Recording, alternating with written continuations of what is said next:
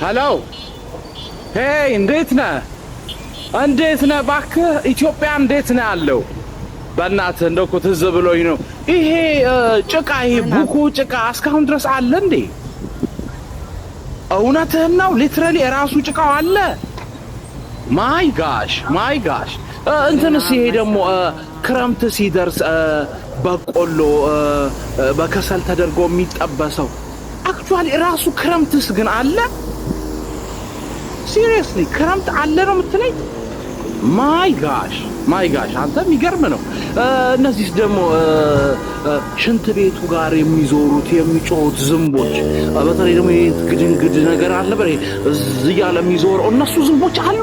ልረሳቸው አልችልም። በእናትህ እነሱ አሉ። ራሳቸው ናቸው። ያው ስቲል ዴር ላይቭ። ማይ ጋድ አይሞቱም እኮ እንዴ! እንዴት ይሞታል? ብራብ እንትን አይገርምህም? ማይ ጋድ አንዳንድ ትዝታዎች የሚገርምህ ነገር አልረሳ ይሉኛል። ነው እዛ አገር ቤት እያለው የነበሩት ሄሎ